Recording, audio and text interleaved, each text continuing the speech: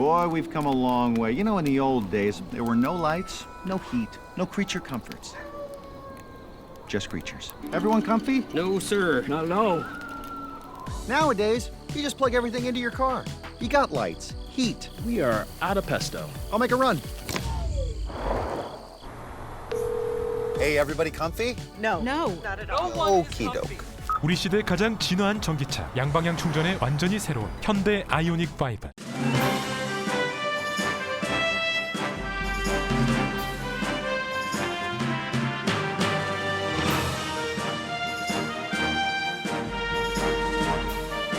단풍이 물드는 10월, 라디오 서울과 함께 건강하고 활기찬 계절 맞이하세요. 강혜신의 오늘의 미국.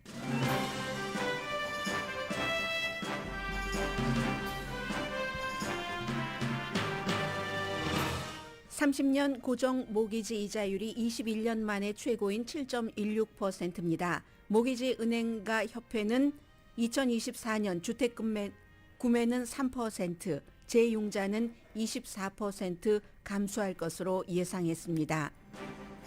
인플레이션은 내년에는 2%에서 3%대로 안정선에 접어들 것이라는 게 대부분 실물 경제 전문가의 예상이라고 월스트리트저널이 보도했습니다. 공화당이 캘리포니아주처럼 아주 진한 블루스테이트에서도 하원 중간선거에서 승리할 가능성이 높다고 뉴욕타임스가 보도했습니다. LA시 의장을 사임하게 한 인종차별 발언 녹음을 누가 했는지 LA 경찰이 수사합니다. 캘리포니아주는 상대의 동의가 없을 때 녹음하는 걸 가장 강하게 규제하는 주입니다. LA타임스는 오늘도 이번 스캔들로 사임하지 않고 있는 2명의 시의원이 앞으로 받게 될 돈을 계산해서 전했습니다. 바이든 대통령과 신임 영국 총리가 첫 번째 전화 통화에서 우크라이나를 지원하고 중국에 맞선다고 확인했습니다. 러시아는 더리밤 논란 속에서 연례 핵 훈련을 합니다. 러시아와 지금 휴전 협상을 하라고 바이든 대통령에게 편지를 보낸 민주당 진보 정치인들이 편지를 하루 만에 철회했습니다. 클로락스가 집안 청소 제품인 파인솔을 리콜합니다. 박테리아 때문입니다. 마이틀리 블리스 히딩 패드도 리콜합니다. 불이 나거나 감전 위험이 있습니다. 이미 사고 보고도 있습니다. 여러분 안녕하십니까? 오늘의 미국 강혜신입니다. 오늘 아침에 전국 은행가 협회, 모기지 은행가 협회에서 발표를 한 것을 보니까 지난주보다도 30년 고정 모기지 이자율이 올랐습니다. 6.94%에서 7.16%로 10주일 연속 올라가서 2001년 이후에 최고라는 건데, 오늘 먼저 이제 모기지 이자율, 주택시장이 어떻게 될 것인가, 또 가장 중요한 것은 인플레이션이잖아요.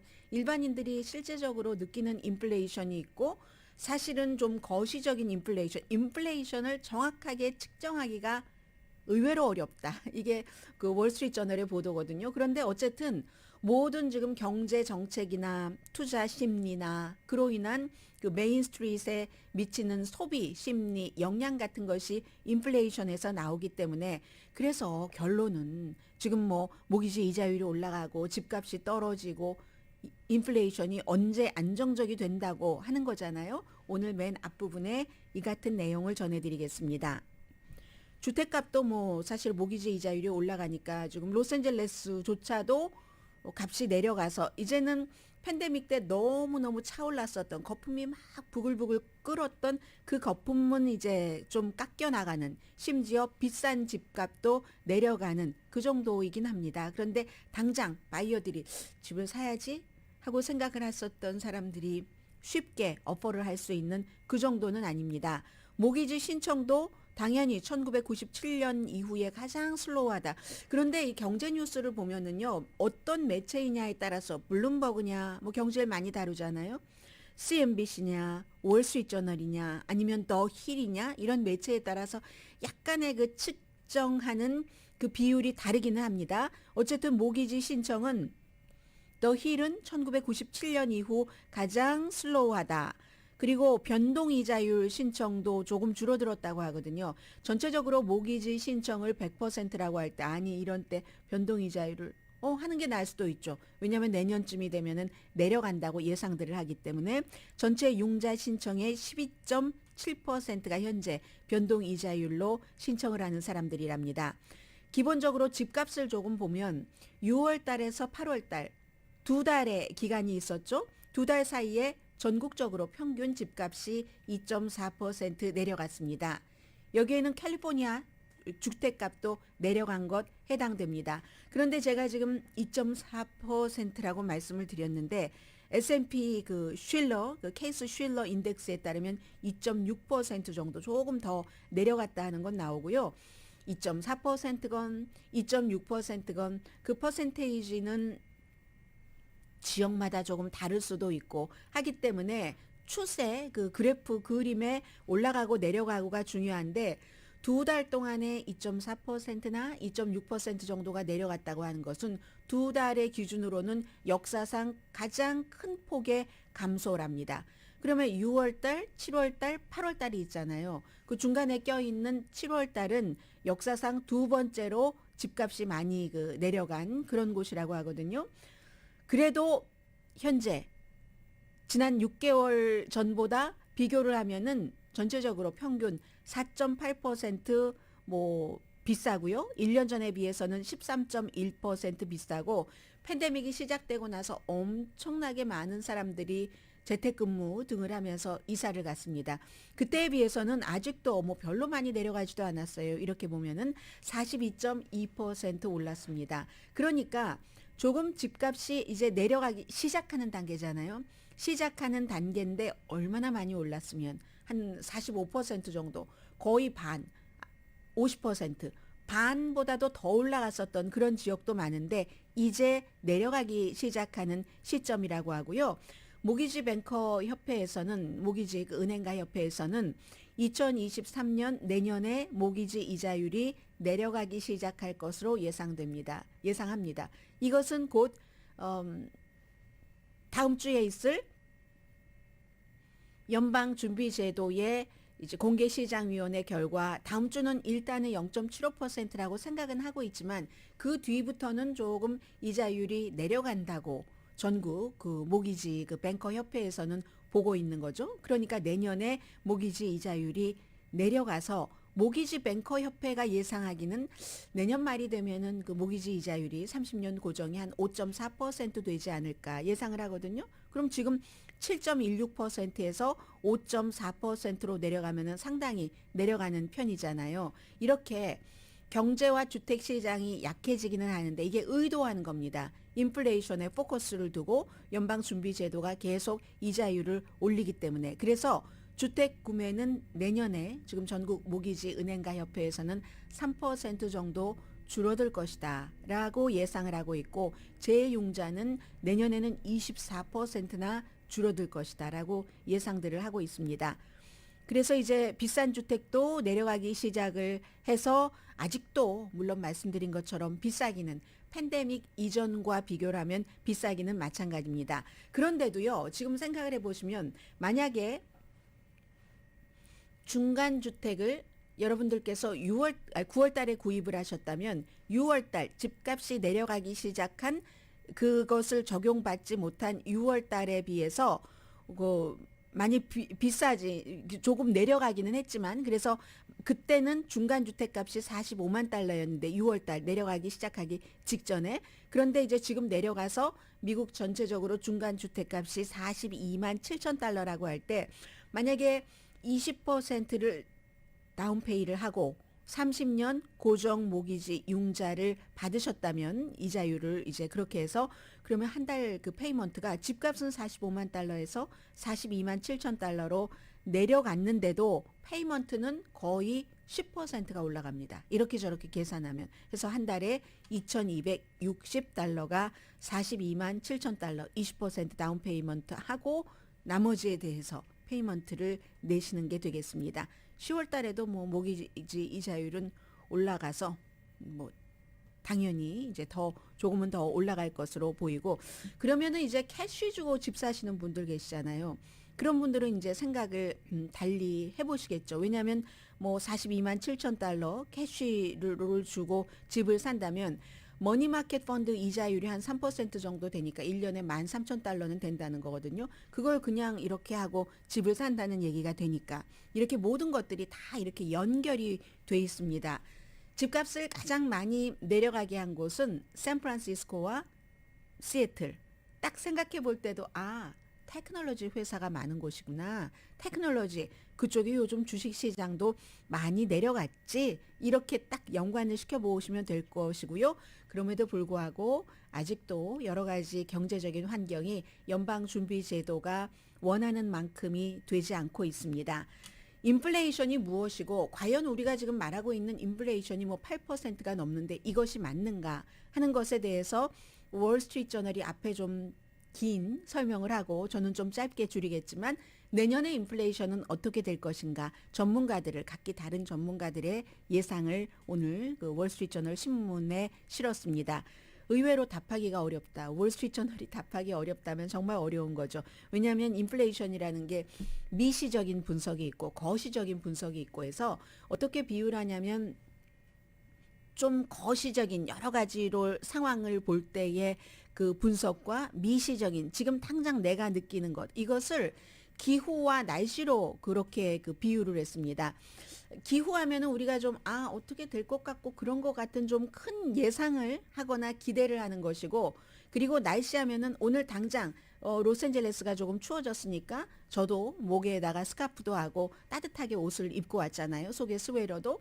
이렇게 되는 게 우리 일반인들이 느끼는 것은 이건 아주 미시적인 인플레이션이고 거시적인 인플레이션 하면은 지금 공급망이 있죠.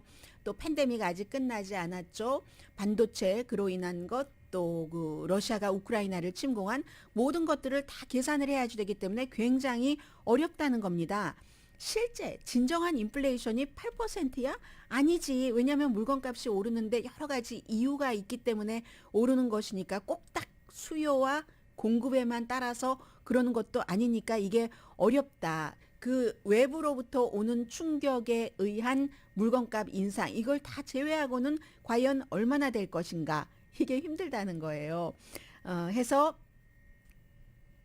그 우리가 많이 헤드라인으로 그 보고 있는 그런 그 인플레이션은 미시적인 아주 작은 것이고 거시적인 것은 과학자가 기후 변화를 날씨 데이터를 막 다 보면서 뭐 지형적인 것, 인간의 무슨 뭐 활동 같은 것을 다 보면서 하는 것이기 때문에 다른 거고요. 우리가 실제로 느끼는 그런 것보다.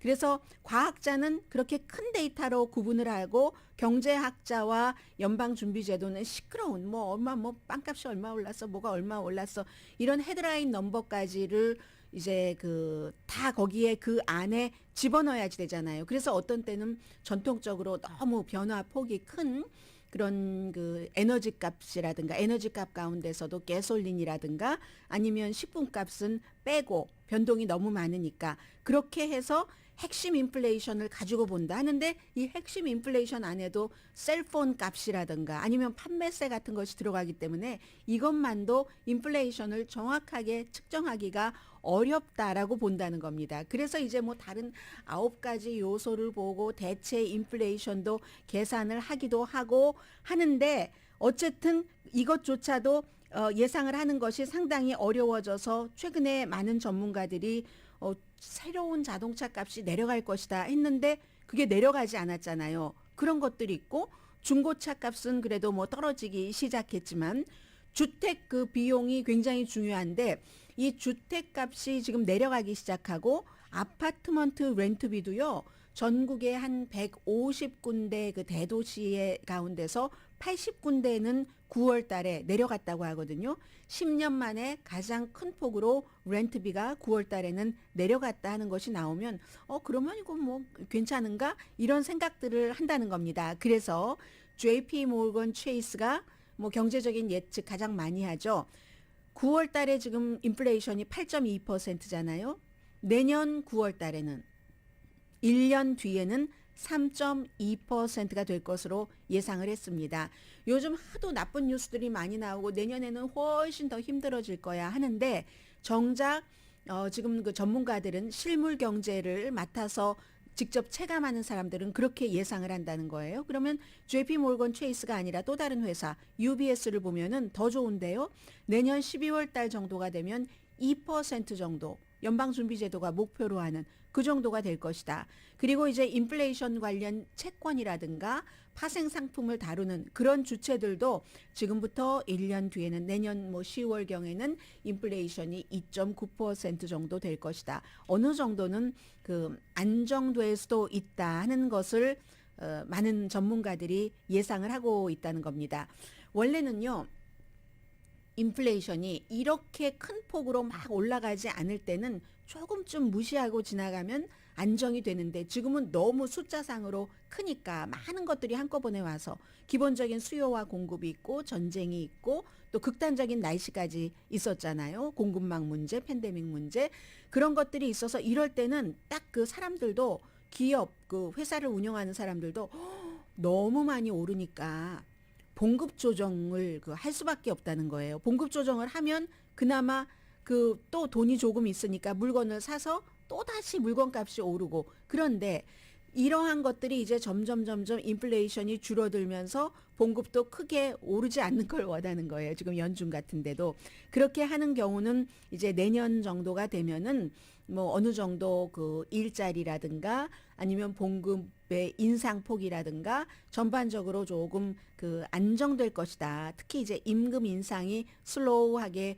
되면은 그러면은 이제 그 내년 봄부터 조금씩 괜찮아지지 않을까. 이미 경기부양책은 끝났잖아요. 시중에 돈이 도는 게 여러 가지 그 주택에 대해서 보조금 나가는 것들도 끝났고 하기 때문에 근본적인 그 인플레이션이 불확실한 것은 사실이지만 분명한 것은 인플레이션은 그 물가 상승은 지금보다 나빠지지 않을 것이다. 좋아질 것이다. 이런 것이 월스트리트저널의 결론이었습니다.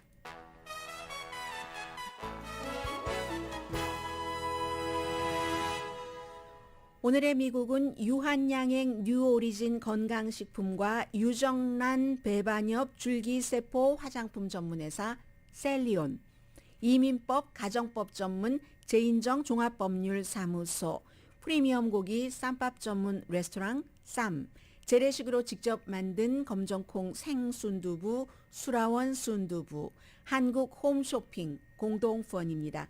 잠시 뒤에는요.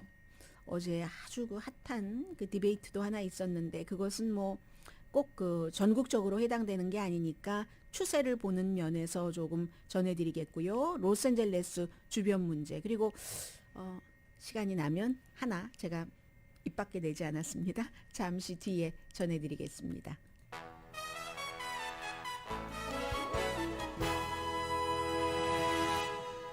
라디오 서울 방송 오늘의 미국 듣고 계십니다. 네, 이제 중간 선거 2주일도 남지 않았는데 가장 그 중요한 곳 가운데 하나가 펜실베니아주. 그렇기 때문에 바이든 대통령과 버락 오바마 전 대통령이 같이 그 11월 5일인가요? 선거 직전에 간다는 것 아니겠어요? 어제 첫 번째이자 마지막인 그 펜실베니아에서 상원 의원 후보들의 토론회가 있었습니다.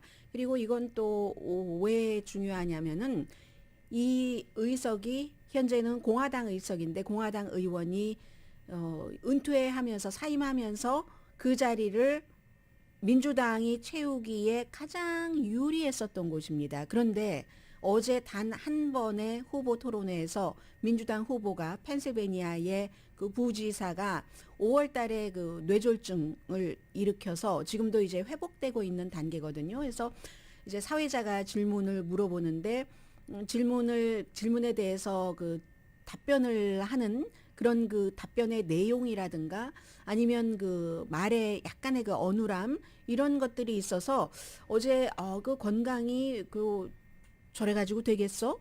주지사를 할 수 있겠어? 하는 의문을 가졌던 사람들도 상당히 그 많았다고 나오고 있고 그래서 누구는 아니 왜 저 그 후보 토론회를 한다고 승낙을 했을까? 어제 그 사회자가 질문을 할 때 질문을 이 사람이 5월 달에 뇌졸중을 앓았던 사람이기 때문에 사회자 위에 이렇게 자막 처리를 해서 보여줬었거든요. 존 페러만 굉장히 처음에 인기몰이를 했었던 부지사. 어제는 그래도 양복 입고 나왔던데요. 아무튼 평소에는 막 반바지 입고 다니고 하잖아요. 그리고 공화당에서는 메흐멧 오즈, 닥터 오즈, 트럼프 전 대통령이 지지한 해서 그런 문제가 있긴 했지만 그래도 이 펜실베니아의 경우는 후보보다는 이슈 중심이기 때문에 이슈 중심이라고 하는 것은 역시 당인 겁니다. 이 경우는 이제 하원과 마찬가지로 되잖아요. 낙태라든가 경제 이런 게 이슈인데 그래서인지 이 트럼프 전 대통령이 강하게 지지했었던 닥터 오즈가 낙태는 로컬에서 알아서 결정을 해야지 된다. 주정부가 아니라 로컬에서 연방정부 전체적으로 지금까지는 6월 23일 이전에는 거의 모든 주에서 뭐 합법이었는데 그런데 이게 주정부에 따라서 강하게 규제하고 못하게 하고 금지하고 하는 게 있는데 로컬에 따라야지 된다. 이렇게 얘기를 했습니다. 그리고 이제 이 후보 토론회가 끝나서 답변을 생각하는 것도 좀 어려웠었던 부분이 있었던 것 같고요. 말하는 것도 뭐 예를 들면 yes or no라는 것에서 금방 같은 질문에 대한 답을 yes라고도 하고 yes or no가 아니라 yes and no 또 no and yes 이렇게 답변을 해서 좀 그렇다라고 생각은 했었지만 뭐 주치의가 평소에 얘기를 했었던 것처럼 지금 그 회복되고 있는 중이다. 말하는 것 같은 것은 완전히 회복된 것은 아니다라고 얘기를 했고 토론이 끝나고 나서 오히려 한 뭐 100만 달러 정도가 그 선거 기부금이 거쳤다고 하고 또 하나는 유리한 것이 지금 약간 이 그 말도 어느라고 했었던 민주당의 현 부지사, 민주당 주지사 후보가 오차범위 안에서 어떤 여론조사에서는 오차범위 조금 밖에서 이기고 있습니다. 닥터 오즈를. 그런데 여기에 그 무소속으로 출마를 했었던 후보가 사임을 했습니다. 사임을 하고 나서 민주당의 존 페러만 후보를 공식 지지했습니다. 그러면서 한 얘기가 이거 펜실베니아는 블루 스테이트여야지 레드로 트럼프가 지지한 닥터 오즈가 주지사가 되면 큰일 난다. 나는 그 표를 스포일러가 되고 싶지 않다. 그냥 망가뜨리고 싶지 않으니까 그렇게 한다 하면서 에버레스턴 후보가 사임을 했습니다.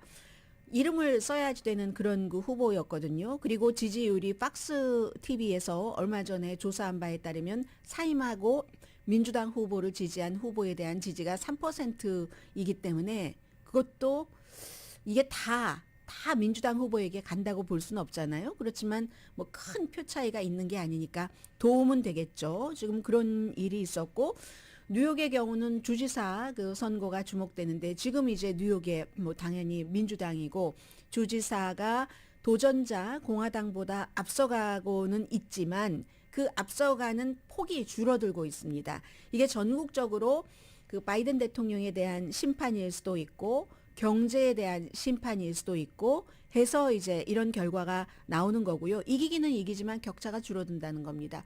뉴욕이나 캘리포니아주나 마찬가지 아니겠어요? 경제적인 문제를 다 똑같이 겪고 있고 범죄 문제. 범죄하면은 항상 거기에 홈리스 피플과 뭐 마약 문제 같은 것들이 따르잖아요.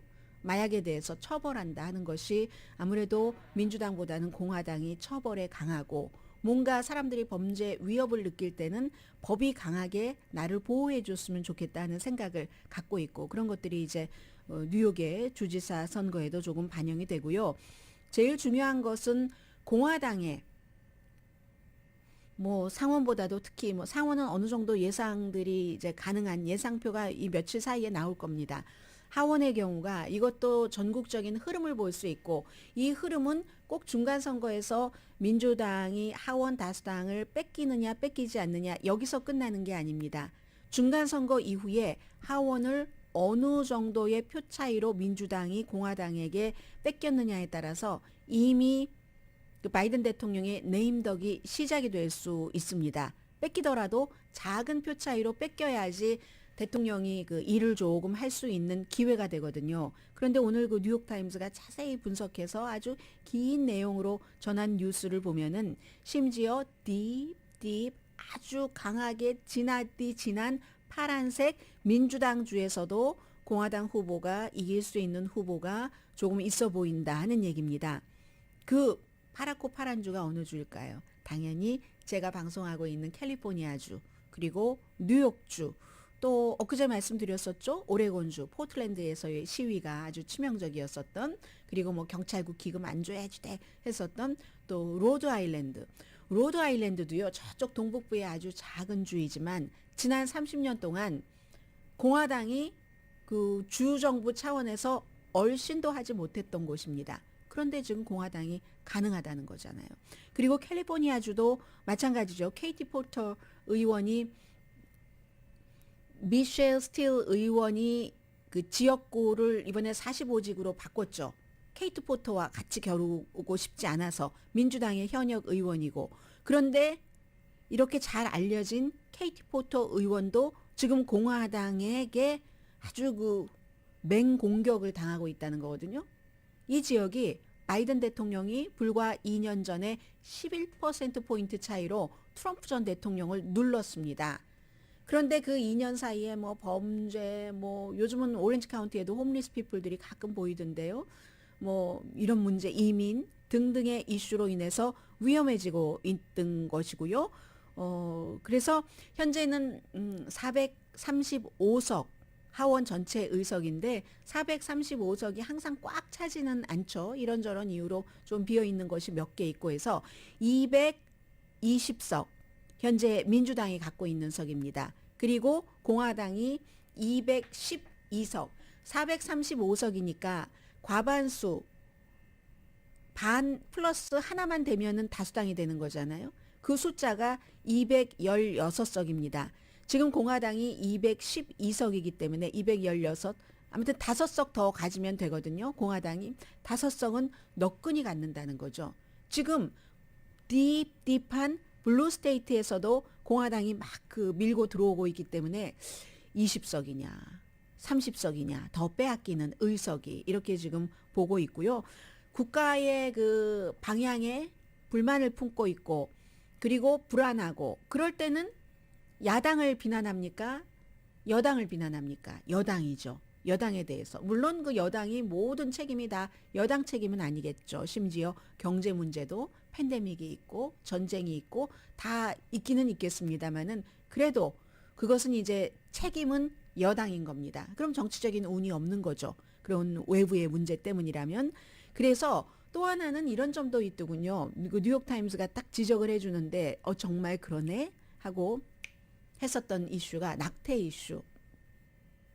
민주당에 특히 이제 많은 도시 인근 이런 여성들이 낙태 이슈에 뭐 화가 나 있고, 그로 인해서 나 투표하러 나가야지 돼 할 수도 있지만, 그게 이미 블루 스테이트에서는 별로 와닿지 않을 수도 있다는 거죠. 이미 블루 스테이트는 낙태가 합법이니까.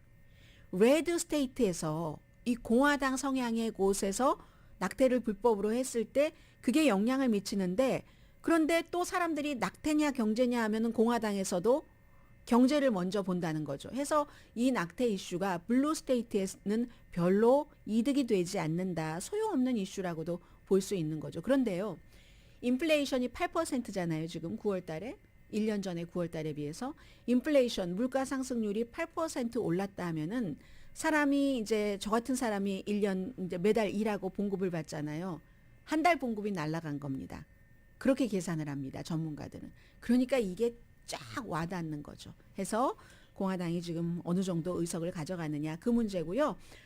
그리고 로스앤젤레스에서 이 내용은 잠시 뒤에 말씀드리고, 마크 메도우즈라는 전 그 트럼프 전 대통령 시대의 백악관의 비서실장이었던 사람이 어제 그 법원에 조지아주의 선거가 끝나고 나서 그 개표에 대해서 트럼프 전 대통령에게 좀 유리한 쪽으로 뭔가를 해주도록 비서실장으로서 압력을 넣었다 하는 게 조지아주의 판단이고, 그에 따라서 조지아주의 특별 대배심에서 소환장을 발부해서 나와서 해라 하는데, 그것을 소환장을 끝내 이거 그 무효로 해달라라는 그런 그 청구를 법원에 했는데, 법원에서 아니 소환장 받고 나가라라고 했습니다. 이게 이제 이 사람은 현재 의원이 아니죠. 그리고 또 이제 그렇게 판단을 한 측이 다르고, 린지 그레이엄 연방 상원의원은 하루인가 이틀 전에 연방 대법관이 그 클래런스 토마스라는 유일한 흑인 대법관이 그 조지아주 똑같은 그런 것에 관할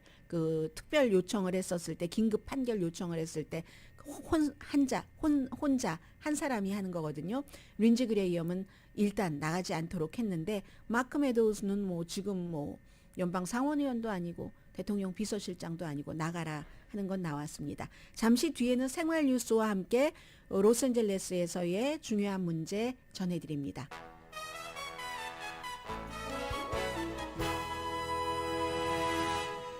라디오 서울 방송 오늘의 미국 듣고 계십니다. 네, 돈과 연관된 뉴스니까 전해드리겠습니다. 마이클 무어 LA 경찰국장이 왜 그 누리 마티네스 시의장도 인종차별적인 발언을 한 것 때문에 사임을 했고 나머지 2명 현장에 같이 있었던 시의원도 사임 압력을 받고 있지만 지금까지 사임하지는 않고 있습니다. 거기에 대해서 그 녹음 테이프 인종차별적인 발언을 동료의 아들에게 이렇게 그 하고 또 옆에서 듣고 거들기도 하고 했었던 그 녹음을 누가 녹음을 했는가 하는 것을 조사한다고 했거든요. 이 마이클 무어 국장은 그 4명이 그 안에 있었는데 4명 가운데 여러 명이 요청을 해서 그 사람들이 요청을 해서 수사를 한다. 요청이 있으니까 수사를 하겠죠. 요청 없어도 때로는 수사할 때도 많지만 하겠죠. 그런데 이제 거기에 대해서 케빈 들레오는 나는 그 수사하라고 요청하지 않았다. 아직 그 케빈 들레오는 그 사임하지 않았고요. 캘리포니아주가 이제 여러분들께서 전화가 됐건 아니면 녹음이 됐건 현장에서 뭔가 얘기를 할 때 그곳에 있는 모든 사람들의 동의를 받아야지만 녹음을 할 수가 있습니다. 동의를 받지 않으면 녹음을 할 수가 없고 그래서 뭐 그렇게 된 것이 뭐 어떤 그 법정 그 증거로 제출될 수도 없고 하는 문제잖아요. 그런데 여기도 또 예외가 있어서요. 아무튼 그 녹음이 상대에게 말하지 않았다 하더라도 공통의 대중의 큰 관심사고 대중에게 아주 중요한 것이라고 법원이 판단한다면 that's okay. 그러나 법원이 그렇게 판단하지 않는 한 그것은 이제 불법인 겁니다. 거기에 따른 여러 가지 그 처벌을 받게 되겠죠. 아무튼 그래서 그게 항상 모든 법에는 다 예외가 있기 때문에 그런 거죠.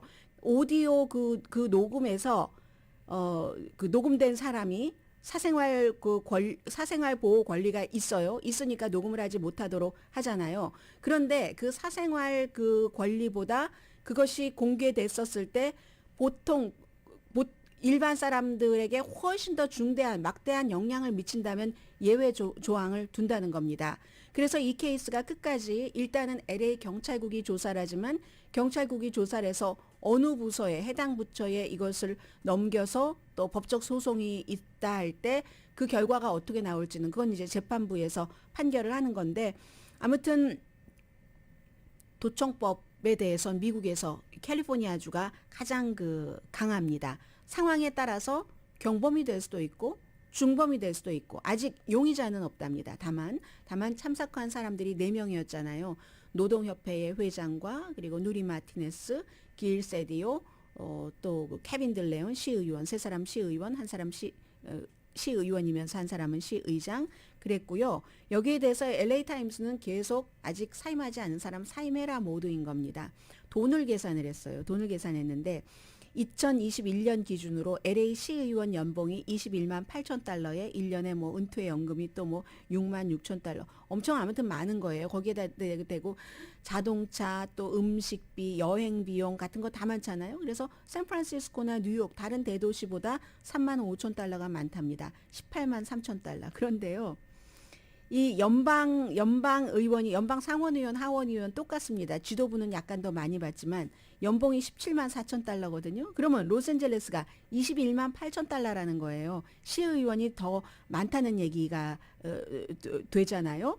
그래서 아무튼 그리고 캘리포니아 그럼 주 의원은요. 연방 의원보다 훨씬 적게 받죠. 11만 9,702달러. 미국에서 가장 50개 주에서 주정부의 그 돈 많이 받는 게 11만 9,702달러. 그다음이 뉴욕이거든요. 11만 달러. 펜실베니아가 9만 5천 달러. 미시건이 7만 2천. 그 일리노이가 7만 달러 이 정도 되는 겁니다. 그러니까 로스앤젤레스 15명 시의원이 연방 상원 의원, 하원 의원보다도 몇만 불이나 더 많이 받는 거예요. 연방 상원 의장인 부통령은 25만 5,800달러. 뭐 거의 로스앤젤레스 시의원과 비슷하겠네요. 이것저것 다 합치면. 그리고 낸시 펠로시 하원 의장이 22만 3,500달러. 낸시 펠로시 하원 의장보다 LA 시의원들이 돈을 더 많이 받습니다. 그리하여 라티노의 중간 가정 수입은 4만 4천 달러. 빈곤율보다 한 뭐 26% 많은데 차이나타운은 5만 달러. 길세디오 그 지역구가 포함되어 있기 때문에. 그래서 케빈 델레온이 2년 남았으니까 뭐 연봉과 연금 다 합쳐서 56만 8천 달러를 더 받게 된다. 사임하지 않으면. 길세디오는 2달 남았으니까 최소한 뭐 한 3만 6천 달러는 더 받게 된다. 그러니까 사임해라 하는 얘기예요. 로스앤젤레스 타임스는. 리콜을 2가지를 말씀을 드리겠습니다.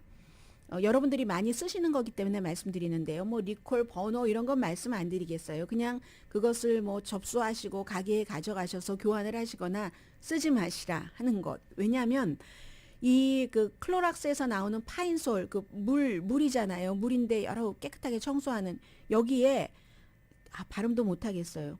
수도모나스 아루기노사 녹록균이래요. 아무튼 이게 건강한 사람에겐 괜찮지만 뭐 면역력이 약한 사람에게는 뭐 병원에서 치료받아야지 될 그럴 정도라고 하고 상처를 통해서 아니면 그 눈 같은 데 쫙 들어갈 수가 있잖아요. 사람 몸속으로 해서 3,700만 개를 리콜을 하는데 오리지널 파인송, 파인 냄새 나는 소나무 냄새 나는 이건 아니고요. 레몬 냄새 나는 것 또 라벤더 냄새 나는 것 종류가 많잖아요. 그런 것 다 리콜입니다.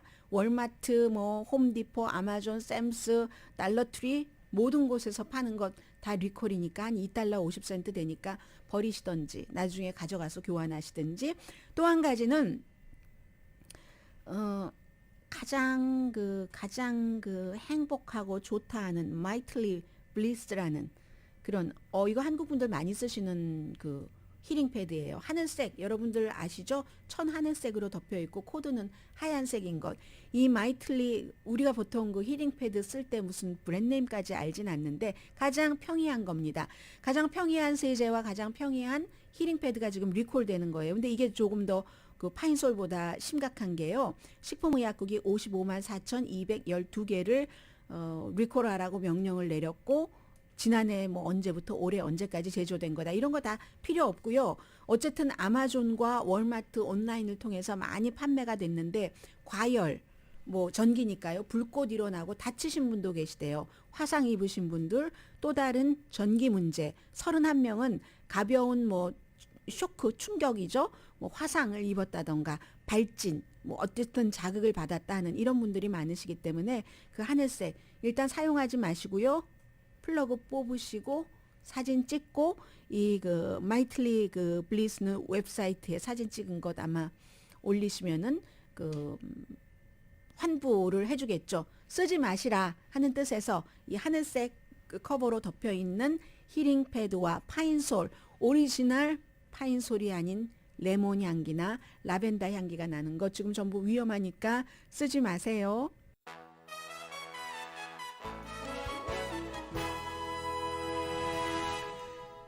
라디오 서울 방송 오늘의 미국 듣고 계십니다. 우선 바이든 대통령이 그 올해 영국이 올해만 총리가 3명입니다. 리시 수낙 총리와 그 전화 통화를 하고 이 리시 수낙 총리 발음 잘못했어요.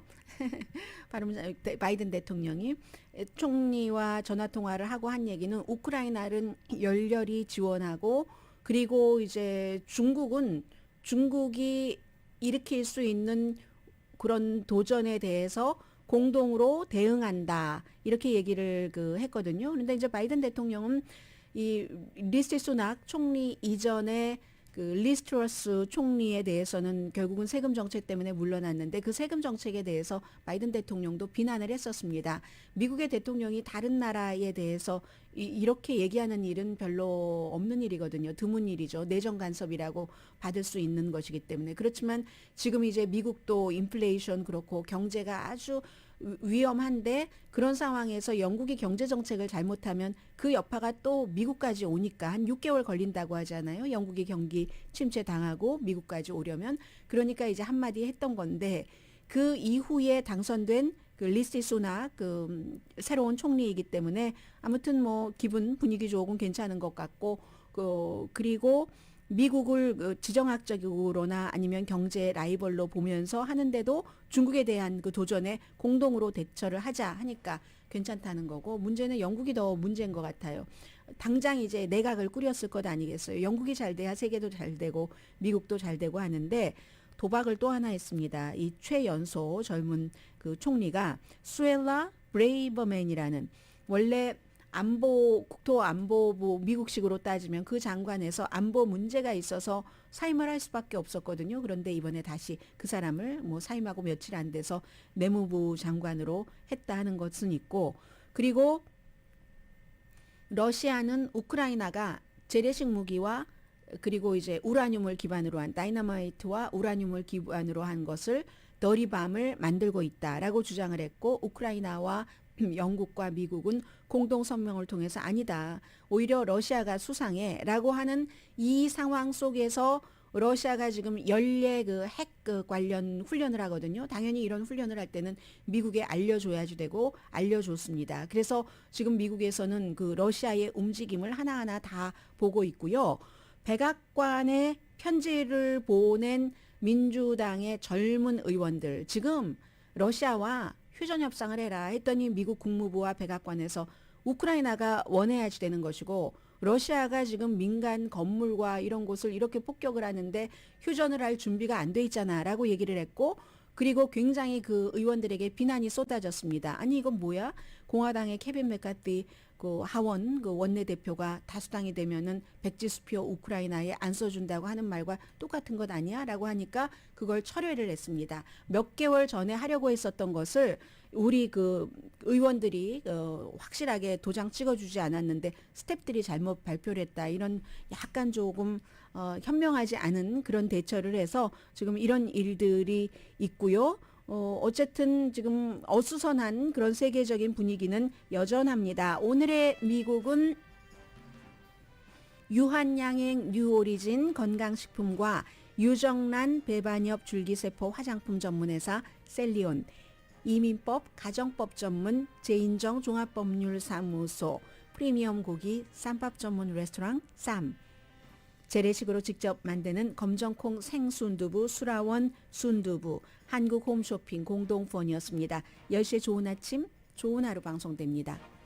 참 허무하고 부질없는 것이 많습니다만 카니에 웨스트가 이러이러한 반유대적인 유대주의적인 그 발언을 해서 아디다스로부터도 버림을 받았잖아요. 자산이요 15억 달러에서 한 4억 달러로 뚝 떨어졌다고 합니다. 아디다스도 손해봤지만 더 많이 손해본 것은 카니아 웨스트인 것 같고 돈은 참 이따가도 없어지네요. 강희신이었습니다.